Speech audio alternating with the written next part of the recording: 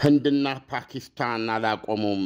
ሁለቱም ሌሊቱን የሰው አልቦችና ሌሎች ተተኳሾች ጥቃት ተፈጽሞብናል ይላሉ። የካሽሚር ድንበርን ተከትሎ ወታደራዊ ኬላዎች መመታታቸውም ታውቋል። ይህ በእንዲህ እንዳለ የአሜሪካው ምክትል ፕሬዚዳንት ጄዲ ቫንስ የሁለቱ የኒውክሌር ታጣቂ የደቡብ ኤሽያ ደመኛ ሀገራት ወደ ለየለት ጦርነት የመግባት አደጋ የኛ ጉዳይ አይደለም ሲሉ መሰማታቸው ታውቋል። እሳቱ የተጫረው ህንድ ከሁለት ሳምንት በፊት በምታስተዳድረው ካሽሚር ግዛት ፓልጋም የተሰኘች ቀዬ ውስጥ ፓኪስታን ደገፍ የሆኑ ታጣቂዎች ናቸው ያለቻቸው 3 አሸባሪዎች 26 ሰዎችን በመግደል ለፈጸሙት ሽብር በቀል ከትናንት በስቲያ ሮብ ምሽት ወታደራዊ እርምጃ በመውሰዷ ነው። እርምጃው በፓኪስታን ካሽሚርና ወደ ውስጥ ጠልቆ በሚገኘው 50 ኪሎ ሜትር በገባ ፑንጃብ ከተማ ውስጥ የተነጣጠሩ የሚሳኤሎች ሩምታ ነበሩ። በዚህም ህንድ 9 የሽብር መዋቅሮችን ወቅሬያለሁ ብትልም ፓኪስታን ግን አልተቀበለችውም።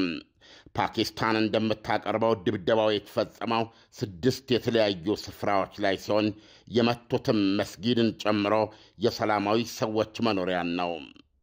በጠቅላላ 31 ሰዎች ገድሎ 57 ሰዎች አቁስሎብኛል ስትል ታሳቅላለች። የህንድ መገናኛ ብዙሃን እንደሚያቀርቡት በህንድ ጸረ የሽብር መዋቅር ጥቃት ከ100 በላይ ታጣቂዎች ተደምስሰዋል።